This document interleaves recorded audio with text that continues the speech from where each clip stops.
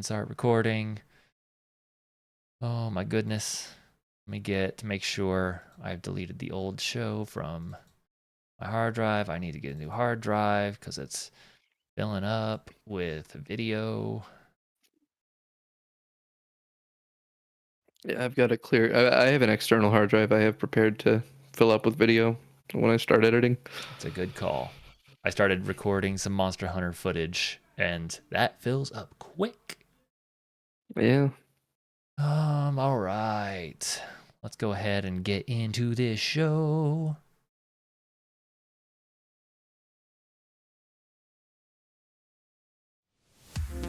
February 19th, 2025 brings us Xbox AI game models, PS5 news FromSoftware on Dark Souls, Valve and Amazon, and GameStop has some things to say. Anyway, we're going to get into it all and more here on Super Gamecast Daily, your source for video game industry news. My name is Aaron.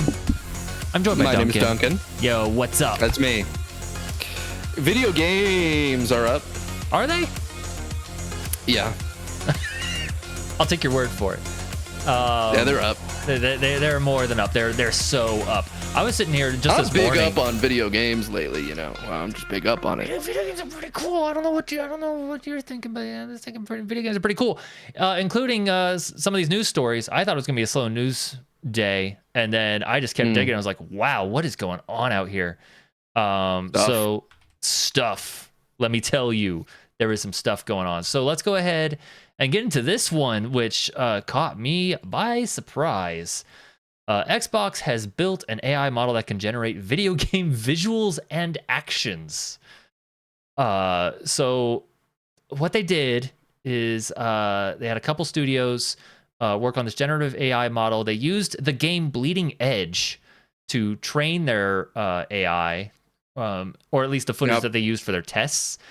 And they would take 10 frames to simulate 1 second of gameplay, and then let the AI model go and try to simulate the rest of the game, apparently. So it seems like the concept here is an AI model that would take a game, footage of it, and then just replicate the game in a near playable fashion. Right. This is potentially wild if you leave it to just your thoughts and imaginations. But when it comes to AI, you should not do that. Don't do that. But there is some interesting stuff happening here. Maybe they've released the code for developers to take a look at on a website that I do not have in front of me at this moment. But if you search for this story, you will find it. And the idea is to create an AI model that will help game developers with building and maintaining their video games. Yeah, and this is obviously, given that it's published in Nature, some evidently cutting edge, AI research. Yes. And it's interesting because obviously AI is getting so much more unbelievably powerful by the month. Yep. And this is a great example of AI doing things that we didn't believe it to be capable of within the time frame that it is. But it's not a magic bullet. People have you mentioned in another article that people have discussed things like a game being recreated that is no longer accessible just from visuals of footage from the game. The concept that comes to mind for me here is that there was an ARG that had a game in it that was only accessible by the guy running the ARG, right? It's not actually a real game. It's called Petscop. Okay. And it is a game. It is a real game. He said it was for the PS1, but it obviously is not. And he made it and, of course, never released it because it was just meant to provide visuals for an ARG that he was running. That was like a YouTube Let's Play of a game that doesn't exist. Wow. And you could theoretically take a model like this, take the footage of the game that doesn't exist, and recreate a playable version of Petscop that is accessible to the public. Oh, that's terrifying. Okay. Huh. Yeah. And that's fascinating, but I think that's also an example of how this isn't necessarily as useful for game preservation as one might believe. It would obviously be useful for game preservation in the situation where you have a game where literally every single part of the game is recorded. Like there's a complete footage base of the game. If you could then recreate a version of it that can, if you can use an AI that can generate game visuals and controller actions with complete footage of a game, then it's not missing any information, and you could reasonably completely recreate a Ninja Gaiden, for example, on the NES or on the SNES. Yes. But for recreating something like a Petscop or even a Halo 1, there's Easter eggs in that game. There's little details that that the AI can't invent information. AI only functions as a prediction of what previous information is implicative of, which means if something is not implied by existing data, it can't be generated. You can't predict a random incorrect pixel on a texture, because why would that ever be there? Nothing about the previous data implies that. And that a lot of games have that, and that's a lot of the charm of games. And something like this could never really accomplish that. There is a possibility, though, if they develop this far enough, they use this in tandem with other generative AI, and if they were to get like a full recreation of something, and then they use the other generative AI to make new things from the things that were established, and that's a whole other beast. Yeah, that's certainly something that we will probably sometime within the next 10 to 20 years be dealing with, is generative AI just continuing ended content. And there's a whole thing to that. It goes into the discussion of the efficacy of the morality of AI art, and then also the quality of AI art. Right. And but it's a far off discussion, a not as far off as I'd like it to be, but far off discussion as to what it's going to be like when we can just ask for more game from an AI model. Think about like the idea of game development, or really just media art, where you have an AI model that serves at your whim, and so what you do is you create a world and you create the rules, and then you may have like some characters and stories set up, but you have to be like the ultimate dungeon master and like really build out everything to really carry out your vision in this, and then you just play infinite versions of that. And hardcore AI believers, the true believers that believe the technological singularity is coming, that's the sort of condition of like society that they are kind of predicting, is that eventually media in general will be made by curators of prompts rather than people with art creation skills, is the idea. People who are defining conditions for the creation of a piece of art and then getting the result of that art without the actual creative process that goes into that, which is a little dystopian to me. The one of the greatest purpose of art in my mind is about sharing perspective between humans, because we are not the Borg. We don't have a direct connection to each other, and art is this way to share experiences, whether it be history or just like how we feel emotionally in certain situations. And video games, while they're about fun and entertainment, like there's certainly that as well. And I worry that going down this path is just like, it's an infinite entertainment box. Just jump in. Yeah. In my opinion, when it comes to whether or not something is art, to me, the suffering is the art. I would point to a YouTube series by a YouTuber called Limpwort. He plays RuneScape. This is his entire YouTube channel. He's a RuneScape YouTuber, It's already of suffering. which there are many. Of which. And his concept is that he's something called an extreme one-chunk Iron Man. So RuneScape can be similar to something like Minecraft, divided into chunks. And he must complete all things within a chunk before he is allowed to randomly roll another chunk to enter to complete all things within, and so on and so forth, until he's ideally made a normal character in the game who's just unlocked everything. Now, this is psychotic. Yes. Because RuneScape takes an unreasonably long amount of time to complete in normal circumstances, disregarding the fact that at the very beginning of the game is the max out your defense stat cape that he has to get, which took him about 2,000 hours of punching level 1 men. And that's how the series started. He then eventually ended up in a prison like hell where he had to capture imps for about 3,500 hours in what is probably the worst minigame in RuneScape. That is art. That is art because the man has suffered in a unique and profound fashion, only for our entertainment. I think there is something to be gleaned from such suffering. I think witnessing perseverance in the face of such suffering, it's a way to learn about a certain aspect of the human condition is through such suffering. and there is an essence by which you can determine all art to be a result of a suffering of labor. Whether it be well directed or unwell directed, something can come out better or worse regardless of the amount of labor put into it. But the labor itself could be described as a suffering, one that you can come to enjoy, but nonetheless a loss in your time and your life dedicated to the creation of a thing, something that AI simply cannot do by nature of not being a guy who will have a bad time for missing on something he could have otherwise done instead of creating the thing it's creating. Mm-hmm. Well, yeah. So yeah, we got this happening. We'll see. We're gonna get some video, I guess, soon of how this thing works. I don't know.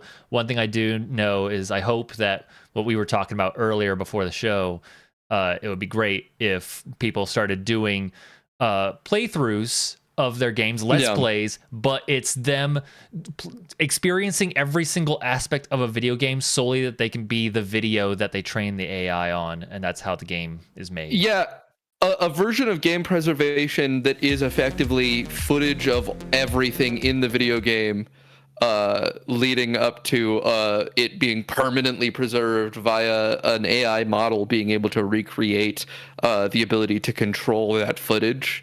And view every screen. That would be incredible. I would love that. And I think it's a realistic technology to come into existence within the next 10 to 20 years. Especially if they're not going to, get all these PS3 games back, Yeah. You got to figure something out. Isn't there some like crazy statistic that like the vast majority now of all games that have ever come out will not be preserved in the long run? Mm-hmm. Yep. It's wild. Yeah, so we'll see what happens with this. That's kind of their primary selling point for end users right now for that AI technology. So we'll see. Anyway, we got some more Shuhei Yoshida. He is out here doing interviews. Let me tell you. He comes and he feeds us more news. He feeds us the news, and we are hungry little news goblins. Don't I know it?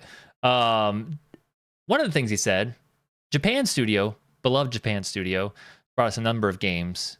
It closed because the AA market has disappeared. So this is just saying, hey, people who made Ape Escape, people who made, Gravity Rush, people who make these games that aren't the biggest of big, but aren't the smallest of small. There's just not a space for them anymore. And there's no longer room for the middle scope. You need small or large. Right. Yes. For example, down here towards the bottom, Yoshida cites the upcoming Patapon spiritual sequel, Ratatan. Would have been, that Patapon would have been in that space. And now it's a game that gets crowdfunded on Kickstarter. Yeah, and we had a story last week describing that there's rumors of Patapon possibly coming back, and I feel like he's effectively saying, "No, guys, it isn't. I was there." It's like, if it is, it's coming from like 5 of y'all working together. That's where it's Yeah. coming from.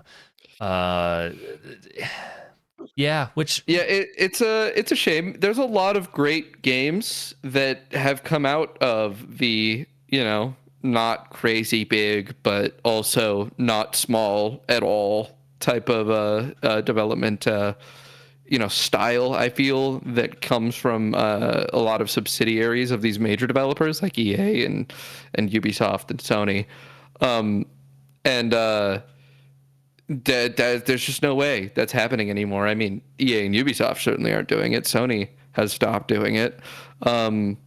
You might be able to convince a Microsoft and then just to be on Game Pass, and they're probably going to shut you down for no reason because you made Hi-Fi Rush. You made X amount of profits. We're going to keep those figures secret, and then we're going to shut your studio down. Yeah, and then we're going to work on porting your game to other consoles because it's actually really good and people like it. And we're going to do press conferences where we say, we need more games like that. Yeah, we need more Hi-Fi Rushes. Weird. Not more studio that made Hi-Fi Rush, though. Oh, it's wild, man. And so, and this goes back to, it's not that these games can't make a profit. It's that they're not going to make enough of a profit.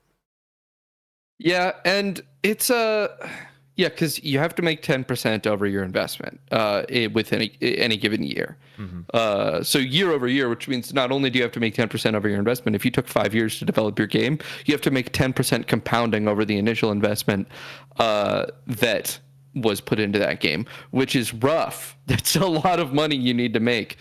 And then if you succeed, then you have to keep going.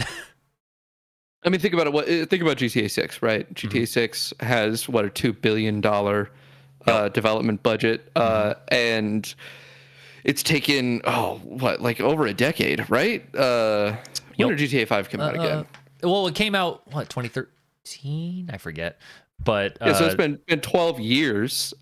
You have to make 10% compounding off of $2 billion in profit. Which means you're making, in the order of billions of dollars in profit that you're going to have to make over a 12-year period. And that's crazy. That's nuts. That's a lot of money. It's why we had that news story earlier where GTA is considering creating a Roblox-like marketplace where you can create stuff in the game, and then both of y'all get a cut of the money. And I feel like a soothsayer because of that story, because the week prior I had said that everyone wants to be a Fortnite. Everyone wants to be a Fortnite. We were talking about GTA 6, said everybody wants to be a Fortnite, except for Fortnite, which wants to be a Roblox. And then GTA 6 said, hey, let's actually skip that step then of becoming a Fortnite, and let's go straight to being a Roblox. Right. Which is a really good idea for them. Yes. If they can follow up on their promises of making a viable creation kit. Which I doubt, because a lot of companies have talked about being, we're going to release fantastic modding tools and there's going to be a great creation kit. And you just don't see that actually happening as much as people say they're going to do it. And this is a franchise that has not done well in adapting their GTA to PCs. So the idea absolutely, it's still going to have a delayed release. If I recall, GTA 6 is going to be delayed from console to PC, and the ability to develop secondary games within the game is a lot harder when you don't have a PC client. Yeah, they're going to want to get the PC version out, I would think, as quickly as possible because of what that role-playing scene does for GTA. Obviously, that game is super popular at all times. It makes so much money with the role-playing scene. It's huge. Yeah, and they bought one of the modding groups that was helping make that happen. And so they're incorporating all of that, and like you're part of this now. We're gonna make this happen. I mean, news stories have come out about how they're even structuring GTA 6 specifically in mind with that community having more tools available to them to make a more robust version of their roleplay engine. It's a very good call. It is a very good call. Yeah. But bring this back to the original story. It's a bummer that we've lost the AA game. I think there's some beautiful stuff going on with that sides of game, and we talk about how game development costs are ballooning out of control to the point where people are struggling to break even as they sell millions of copies, and it's getting worse. For the purposes of making something that is just regular profitable, like normal people profitable, the AA game is a fantastic place to invest in, just getting people to make cool games in a relatively short amount of time compared to what we have now.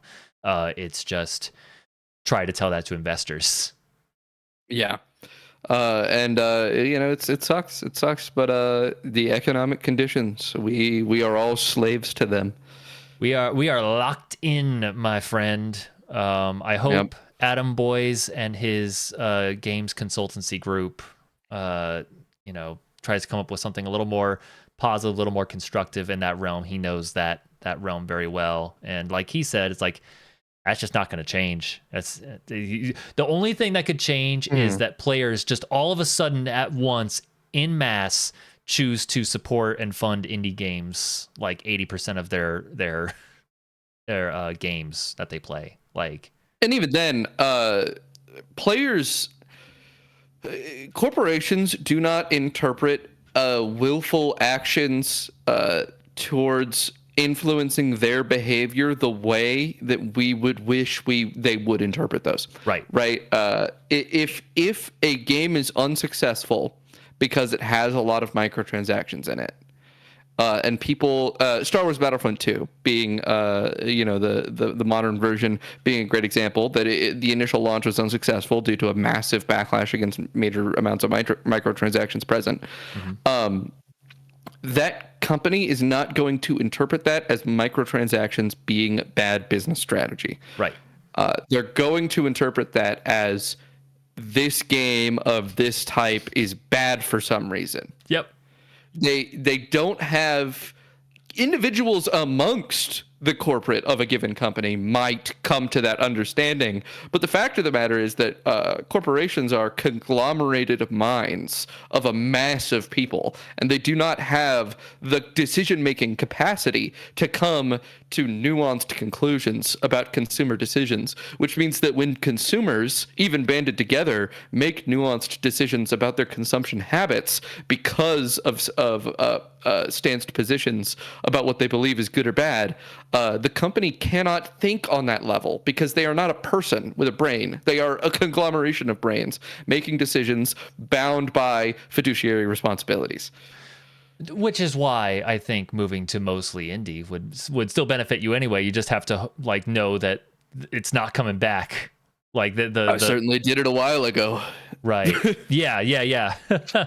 But no, we're trapped here for now, and I don't know. We have our hopes of consoles becoming a little bit more affordable by becoming like partially portable as an option. Yeah. It's an That'd idea. Be great. And the limitations of technology that you can fit into such a thing may mean you limit, having to push everything. Maybe, so I don't know. We'll see what happens with that. That's at least, a couple years off. Like Switch 2 is going to be released, and then you got the ROG Ally and the Steam Deck. Xbox is still pretty mum on what it's doing. I don't know.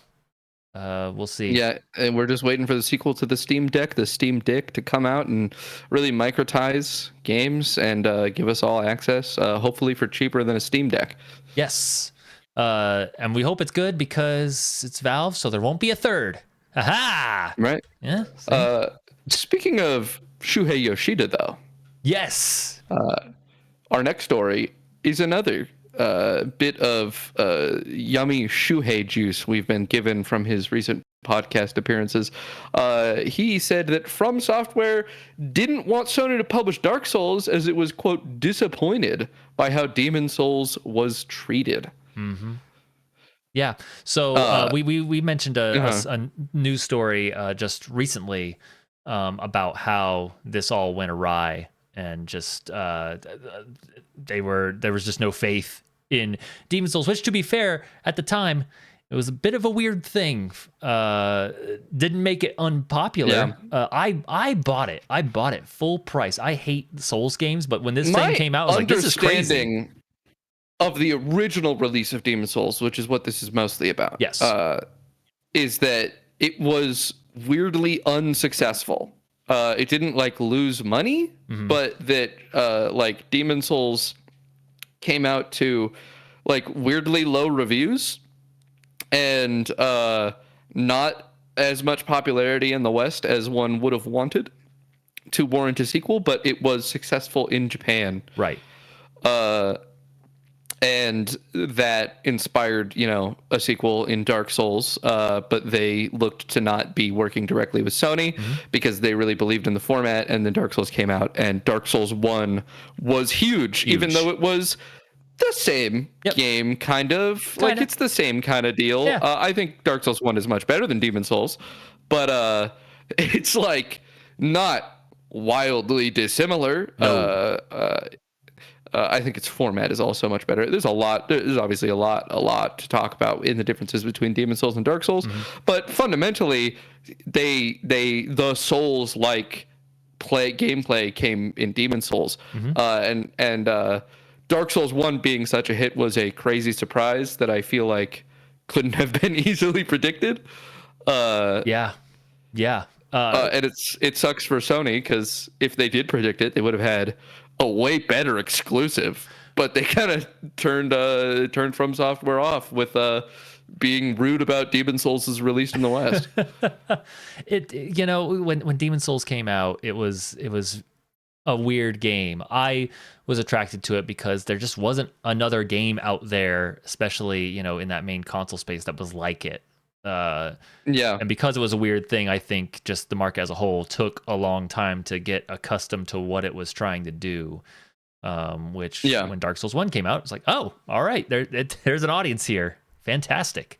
Yeah, its vibe was just so different from everything else available during its release window. Wild. And its gameplay it's not as though its gameplay doesn't have roots, right? It obviously has origins. Yes. Origins going all the way back to Ocarina of Time. If you were to really trace back the inspirations that led to the birth of Demon Souls. But I think that combination at that pace was just like what people believed gamers didn't want, right? That sort of slow and deliberate form of combat in an ARPG was like, not an ARPG as we currently call it, but it's an action game. It is. And that no one was doing that, and so its weird performance, I think, was to Sony reinforcing that this is, as they thought, not what gamers want right now. Well, gamers you spoke of includes Yoshida, who, quote, "For my personal experience with Demon Souls, when it was close to final, I spent close to 2 hours playing it, and after 2 hours, I was still standing at the beginning of the game. I said, this is crap. This is an unbelievably bad game, so I put it aside." I'll be honest, I had the similar experience, although I'm bad at the game. But holy crap, this 50-foot tall knight stomped on me, and 2 hours later, I haven't made it anywhere. Yeah, I was introduced to the series with Dark Souls 1, and I had this experience where I knew it was popular and that people liked it. I was also in middle school. Right. And so I purchased the game with my meager funds, and I tried to play it, and then I got to the Belfry Gargoyles, and they were just insane for me. Like, the gargoyles were way too difficult, and it just completely stonewalled me. I couldn't get past them, and therefore couldn't play the game. And I bounced completely off of it, and then years later, I think I was like 17 or 18, I was like, try that game again. And then fell in love immediately. I love Dark Souls. Yeah. Lots of people love Dark Souls now, and so we're thankful that that happened the way it did. And then Sony finally got a crack at it, got Bloodborne, which many would say is the best or their favorite of the entire series. Which I find this whole story. Honestly, I think Elden Ring's the best. I love Elden Ring. Well, Elden Ring it was cool. just really good. Yeah, I feel like there's an impulse to be contrarian, and Bloodborne is the obvious contrarian beacon here. Bloodborne's obviously amazing. I would call it their second best game, maybe third. It's kind of back and forth between Dark Souls 3 and Bloodborne for me. But you know, it's so different from the other games in the series. The major contrarian position, though, is that Sekiro is the best one by far. I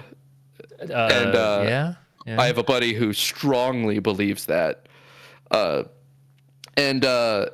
there's just so much in Elden Ring. There's just so much. There's so much, and I like it. I like it, and I like how it is, and I like that world. And you know, I guess it's a prequel to Dark Souls 3 now. What? Yeah. So have you seen stuff from the Elden Ring Night Rain network test?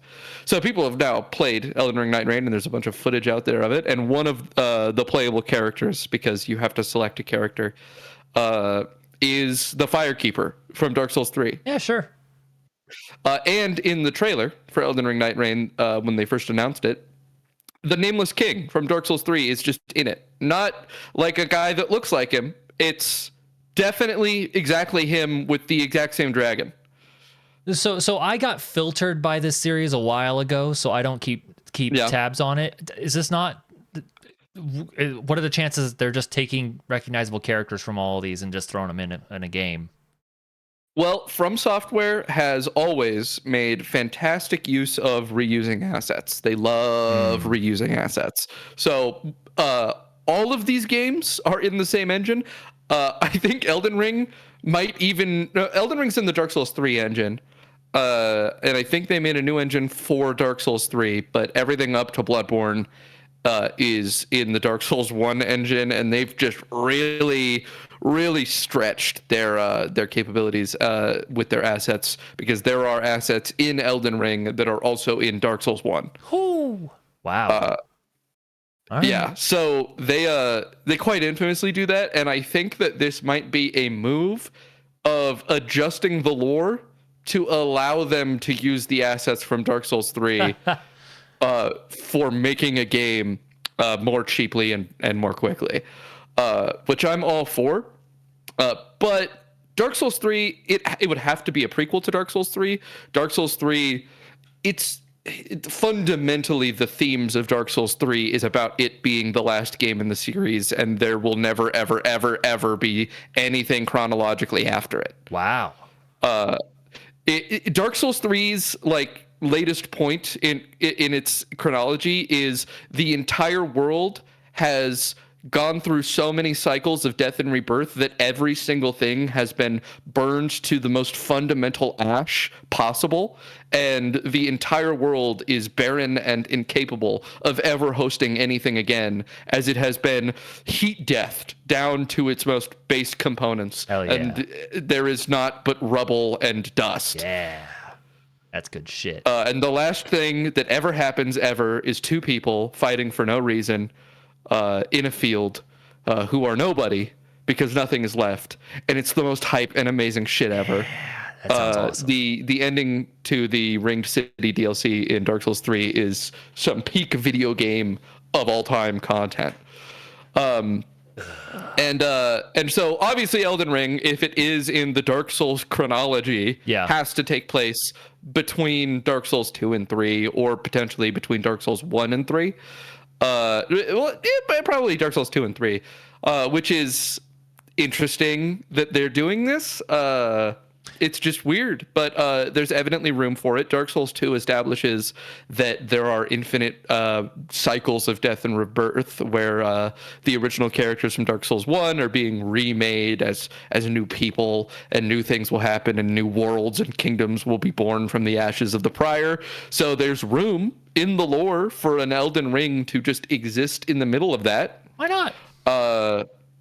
And they might do that.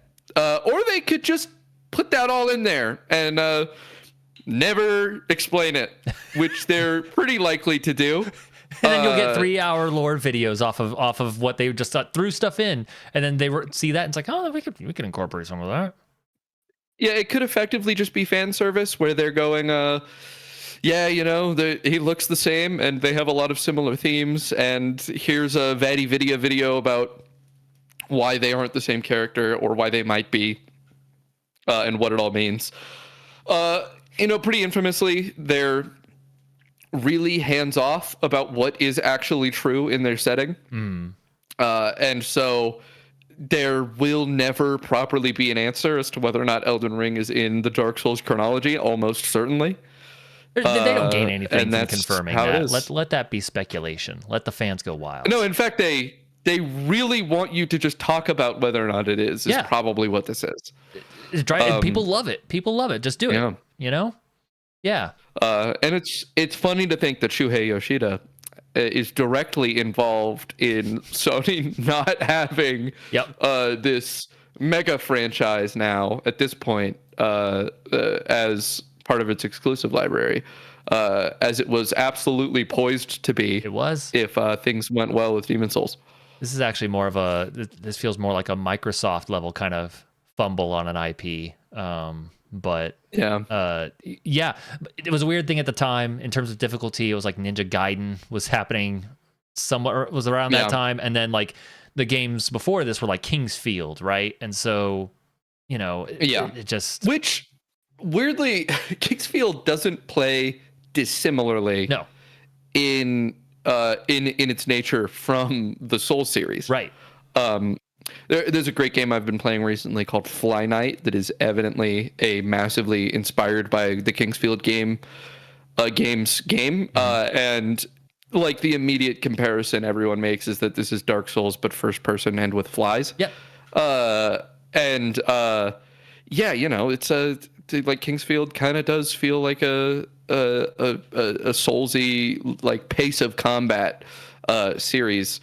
And that's evidently what they were trying to move into a 3D space. It's like, they got inspired by action RPGs like Devil May Cry and stuff, but they wanted to slow it down to the pace of their existing series. It's fascinating. It's so fascinating, the development process behind such a massive series. Right. Yes. And such a unique one, too. Just inspired a whole genre. The big thing about this story that I love is how they fumbled it. They got a chance with Bloodborne, and now they won't do shit with Bloodborne. Yeah, it's like because they've also kind of fumbled on Bloodborne because they just refuse to touch it again. Yep. Put it out at 60 frames. I don't know if you can do that. Hey, I hear Xbox is working on some generative AI. Maybe it'll help you. I don't know, man. No, but here's a fashion crossover where you can buy official Bloodborne boots for $300. Ooh. How much can I... To be fair, they're great looking boots. I believe it. And unfortunately, shoe prices these days, $300 is not unheard of. Not unheard of. It's actually not crazy for like super well-made shoes. Yeah. You'll have to link that to me later. They don't. Promotion's over. You can buy them secondhand only. Oh, and those got to skyrocket in price after that. They were also only sold on a Japanese website. And so first I missed the life-size Gardevoir, and now this. I'm behind. Right? You don't want to buy a life-size Gardevoir on the secondary market. I'll tell you that. No, you don't. All right, let's move on. Hey, so an interesting story came out. I saw this on PC Gamer here. PC Gamer. Amazon's Prime Gaming former VP put out a LinkedIn post It's this long post. Actually, I'm going to click over it right now. It's this long post explaining what they were trying to do. They were trying to disrupt Steam. That was the idea. And according to their numbers, they were 250 times bigger. I'm guessing in terms of profit, or just, I don't know, comprehensively. And they did this for, according to him, over 15 years. That was the goal. Was over 15 years, they were trying to figure out how to disrupt Steam. And they failed. I don't have to tell you that. You, Duncan, or you, the listener, or you, failed. The viewer. I don't have to tell you that. They failed. And so, another VP openly says it. Yes. Which is uncommon. Yes, he's well, so it was actually like pretty constructive. He's just like, this is how we failed, this is why, and it's it's very corporate speak, but it's like constructive, and I appreciate opening up about this. And so the PC Gamer article is opinionated, to say the least. It's a great article. It's a good article. I very much like it. I highly recommend anyone to read it if you want more details. But the overall idea is that it's just very obvious to anyone watching as to why Amazon wasn't able to disrupt Steam, and that's on account of the fact that they provided a less convenient product. Yes, and it had less of the ecosystem that enabled Steam to be so popular. Mm-hmm. Steam has basically every game on it that you're looking for. If you're looking for any indies, they're gonna be on Steam. That's where they need to be to matter. They're the platform that games are on, which means you have to break into that in the first place, which is itself very difficult. But then secondarily, Steam is convenient to use. Yeah. You don't have to link it with anything or pay any subscription service, which you don't have to use for Amazon's gaming platform either. But it had fewer things on it. It wasn't convenient to access. It wasn't as functional. And then Steam, as he mentions in the article, it has built-in social media features. You can, how many games do we play multiplayer through Steam with? Right. Steam connectivity is a huge part of the multiplayer ecosystem inside video games, which you have to make an equally convenient version of for your game. And you need to be able to play with the people you were going to play with anyways, which if they're on Steam and you're not cross-functional with joining people in Steam, that's going to suck. And Steam is not going to voluntarily allow you to just be like, yeah, you can just join game on people who are playing in Steam. That functionality is never going to happen. And then achievements. Steam has an achievement system, as every as Xbox and PlayStation have their version of achievements and trophies. Steam has their version, making them the de facto library of your accomplishments for the PC space. And that's just so much to break into, to break their monopoly. You'd have to be giving such a massive value proposition. And I think the only way to do that is kind of what Epic Games has done in the Epic Store, which is terrible and nobody wants to use, has almost all of its users, I would say, from exclusives and free games. Free games. Yep. Free games. Just a ton of free games. And Amazon thought that dumping money in would be their solution, and then they very, very stupidly dumped their money into Luna, which you probably haven't heard about. Like, people out there, nope. Luna was like a giga failure of all failures. Most people heard about Luna when hearing about it failing. And it's the what is Luna? It is a Stadia. What is a Stadia? It was a Stadia that was releasing when Stadia was failing. Yep. When the proof of concept was proving the lack of concept, they were hopping in with a ton of money. Yep. And they mentioned that they're 250 times as large as Valve when it comes to their financial resources. And if you're not putting that into for one, replicating every single point of functionality that Steam has and then adding a value proposition on top of it, there's absolutely no reason to use your platform. And to top all that off, Steam and Valve have a reputation of, especially compared to other corporations in that space, of being people first.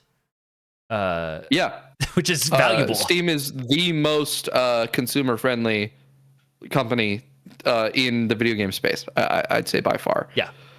When it comes to major companies that actually are the king makers of video games right now, Valve is just the most friendly to consumers that exists, and that is hard to replicate, and Amazon's certainly not going to replicate it. Now, one thing Amazon had going for it is that it was apparently very good to its workers, and they paid talented people well to make games and to do work, but it's not enough if your platform doesn't have everything Steam has and more. When you are trying to disrupt a market, you better be finding a weakness in the king, in the person leading. Yeah, and you know what Steam's real weakness is? What these other platforms could do? It's more gambling and more unregulated stock markets. I think that if they really want to become a competitor to Steam, they need to enable you to just bankrupt yourself on their platforms. So that, I feel like, do you remember like Twitch there was a chance that it was going to get disrupted by Kick, and then Kick didn't happen. So okay, for one thing, Kick absolutely is still around and huge. Yes. And the reason it's still around and huge is because they can afford to lose insane amounts of money, paying hundreds of millions of dollars to gigantic streamers. Some of those popular streamers in the world stream exclusively on Kick. And they do that because they're being paid $150 million plus contracts. Yes. And they can do that because they're promoting gambling. Yep. Because Kick is run by Stake. Stake is the largest online gambling platform for crypto that exists. And gambling makes an insane amount of money. Yeah. It makes so much money that Steam is engaging in it. They just realize how evil it is. It feels like they get how evil this is. This maybe goes back to Steam is not willing to go into that space. They just it's so much money they couldn't stop themselves from going into the space of gambling. CS:GO crates, loot crates, they're gambling. Like loot boxes in general are like, yeah, that's gambling, but converting it into an actual financial asset is near impossible. Except for with like CS:GO, where it's really, really easy to convert into a financial asset. You can go buy a $14,000 knife right now. I think the most expensive trade of an individual skin for a Counter-Strike skin was like $3.2 million or something. Are we money laundering? What is happening? Yeah, it's just this wild amount of gambling going on in Counter-Strike. People who do not play Counter-Strike gamble Counter-Strike skins. It's such a thing. And there's also a massive unregulated stock market in Team Fortress 2.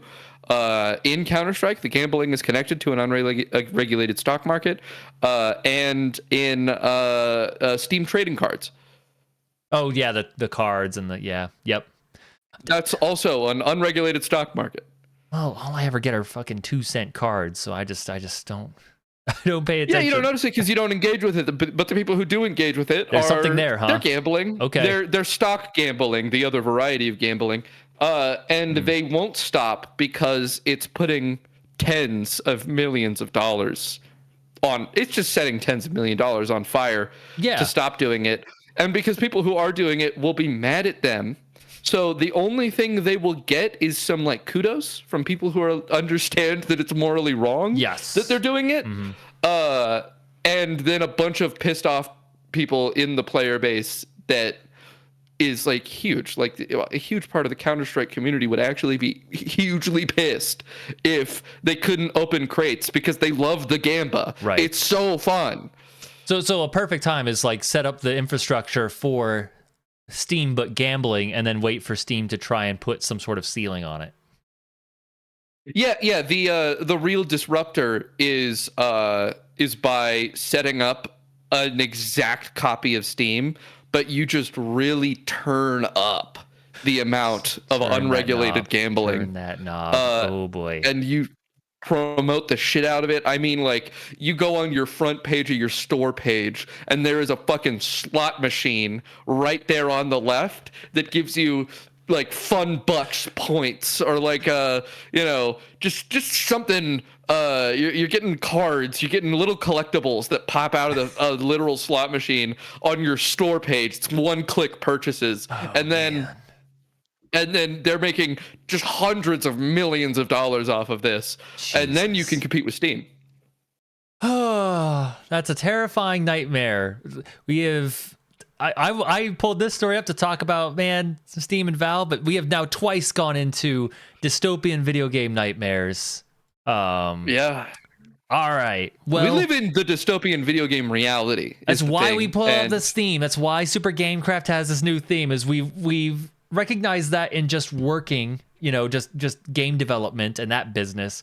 But then there's also the consumer end too, and we can see how that might end up. Hopefully no one high up saw this video. So we got two news stories. We're gonna go through these real quick. I know one of these you were bursting at the seams to talk about. We're gonna get into what we can. I didn't even realize what time it was too. Wow. I know, we've been going. We got some good stories. We got some good stories. So speaking of Valve and Steam and cool people, Valve released full client and server game code for Team Fortress 2. Yeah, I say this is another reason why Valve is kind of on top in player friendliness. Is that this is awesome. It's huge. Source is already used to make video games, and they've just released every single thing that made Team Fortress 2 into Source. So you have access to all of those assets and all of that programming now, and that's just a huge opportunity for people to make games and make cool things, and especially to just mod Team Fortress 2. Right. Yeah. Which is already apparently not that hard to do. I mean, you can hop into Team Fortress 2 and play Team Fortress 2 kart. Like, that's absolutely a thing. Right. Now, you can't sell anything because you have access to like Steam Workshop, and what they write is they don't want people profiting off of the creations of other people who've put creations into the Steam Workshop. But you can make games with this, and then you can put them out on the Steam store, and it will appear as a new game in the Steam game list. So yeah, I wonder what curation's importantly, gonna do. the reason they don't want people making money off of this is because they don't want people making money off of the assets that were made by the community for Team Fortress 2. Most of the weapons and hats and collectibles, the unregulated stock market inside of Team Fortress 2, right? Those items were all player sourced, and so that they would like people. They say they don't have to, but they would like it if you made it so that those items are transferable to your games if you make a game using Team Fortress 2's information.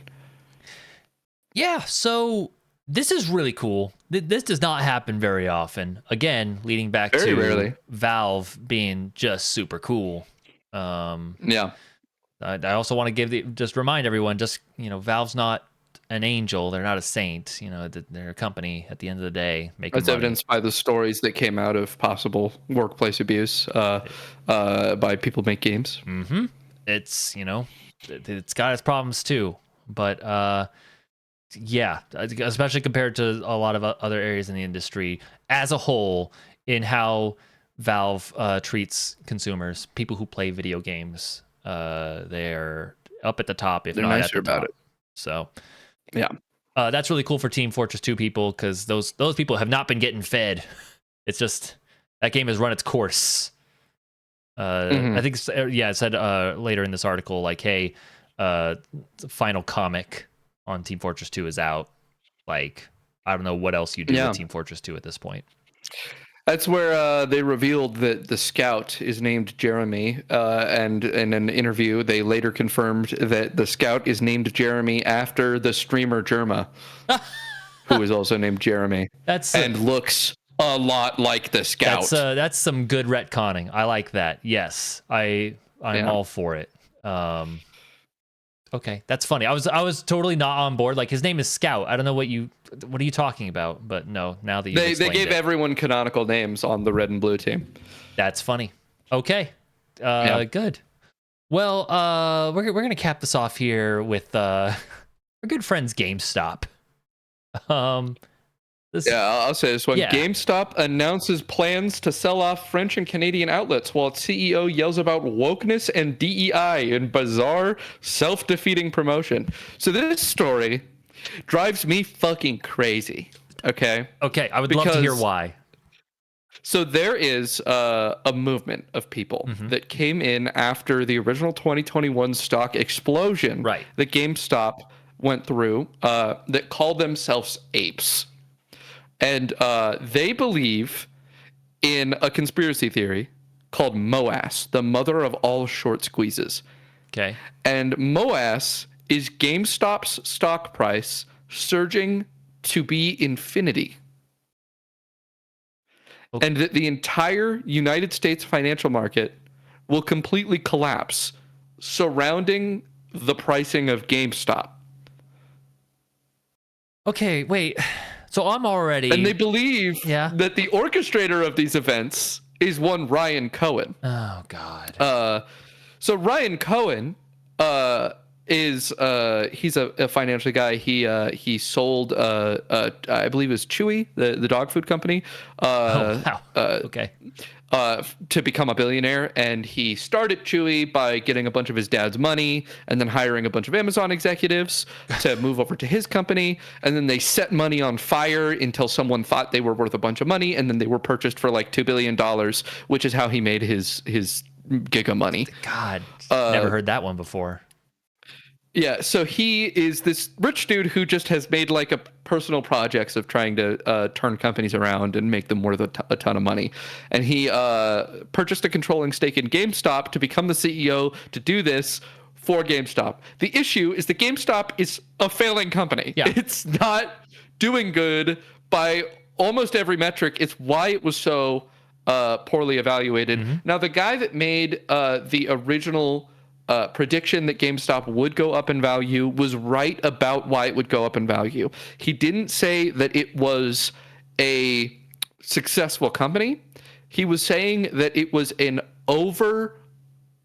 shorted company, that people believed it was doing even worse than it was actually doing, which was true. Which is why that short squeeze happened. It's because a bunch of major investors thought this company is about to go fucking bankrupt. And it wasn't about to go bankrupt. It just wasn't doing so hot. And the future forecasts are not good for GameStop, like in terms of its business. Yeah, absolutely not. Yeah. And so this story is that they're selling off all of their French and Canadian outlets, which is part of the trend that they've been selling off a lot of their foreign outlets.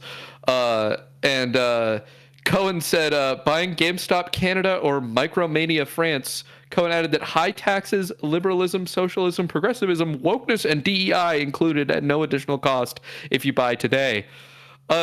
So infamously, these people worship Ryan Cohen. They believe him to be some sort of omnipresent, super-thinking megamind that is leaving secret coded messages in all of his public statements. Wait, he's Q? We have a new Q? He's a Q. He's Holy Q. Shit. He's leaving secret coded messages in all of his public statements about what he plans to do with GameStop and Bed Bath & Beyond, a company he also holds a controlling stake in that has since filed for bankruptcy and sold off its assets. So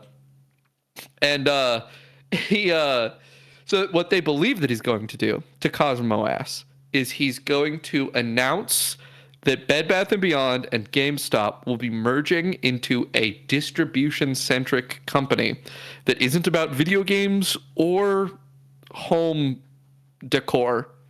Okay. It is instead about Amazon. It's Amazon. They're gonna just be Amazon. Okay, how are you gonna disrupt Amazon?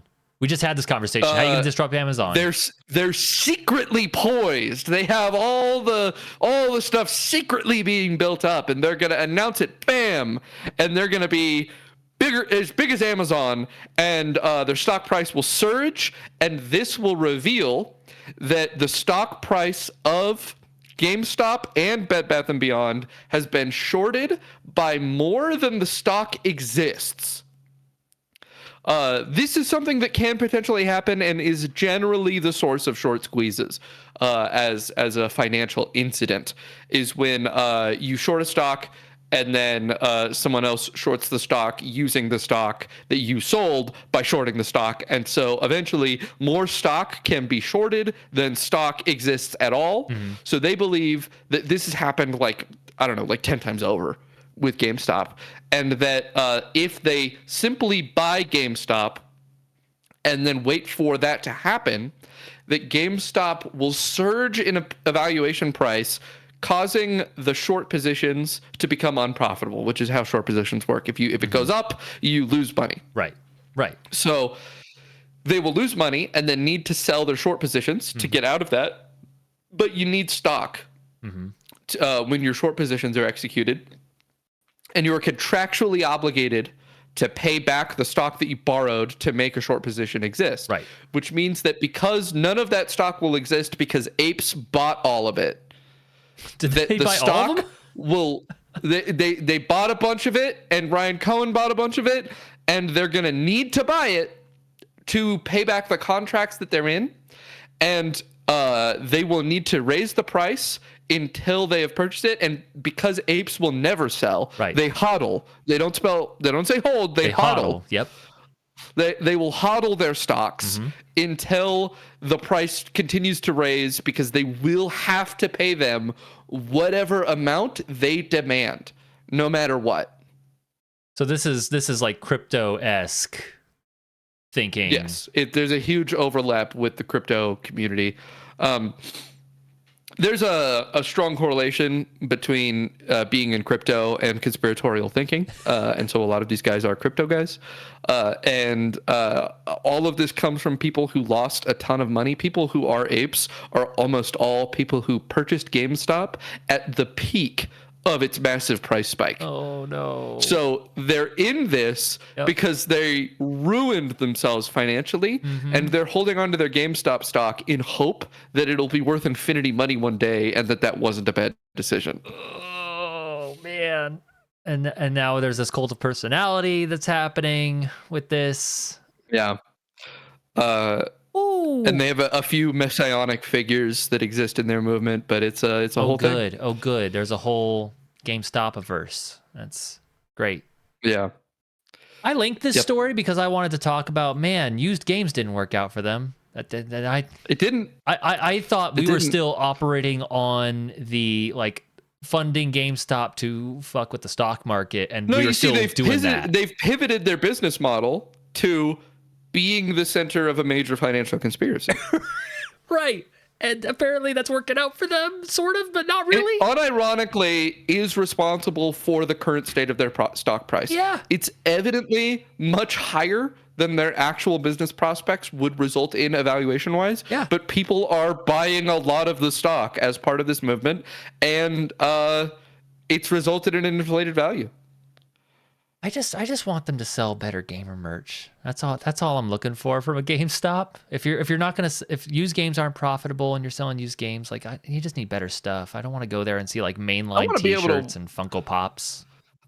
I want to walk in there and be able to buy an old Pokemon game again. Remember when you could do that? You could do that at one point. You could do that. Now you can't do that anywhere. Right. I know one old game store, and even then it's like 20 NES cartridges, and it's all right. Pokemon Black 2 costs? Oh God, okay, what? $160. God. Generative AI, come on, Xbox. You got this. Yeah. Work with Nintendo. God. All right. Well, That's a show. Video games are insane. I don't know if you've noticed. Video games are insane. They are insane. So is the world around them. Yes. With GTA 6 is going to be so tame. I swear. Yeah. Damn. Even set in Florida. Right. No, just whatever. This is our life now. Yeah. Thank you guys for joining us for Super Gamecraft Daily. If you want more video game and video game industry news, we are streaming and putting out episodes every weekday. So be sure to check us out on YouTube, on Twitch. We're on social media, Blue Sky, Twitter, YouTube, YouTube, TikTok, all that fun stuff. Yeah. Every day that you don't subscribe to our YouTube channel, you burn off small parts of my soul and spread them across the earth for me to be stuck on an eternal journey to recollect before I'm given the privilege of death. You just got Dark Souls on the brain, huh? Yeah, That's a Dark Souls exactly. description right there. Shit. Life is Dark Souls. It's we've always known that. Yep. But yeah, so don't do that to Duncan. Please don't. Don't trap me within this prison of life. Like, subscribe. Keep us here on your little screen within your screen. Keep us in your podcast. I'll live apps. through your screen. Yeah. I will live in the screen, not in the world. This is where we live now. Please don't shut us down. Please keep us in your earballs with Spotify and Apple Podcasts. Leaving a review there would also really help us out a lot in there. But hey, if this wasn't enough video game news for you, we're coming back tomorrow. So be on the lookout. So thank you all very much for joining us. We'll see you tomorrow. Have a good night. Bye-bye. Bye.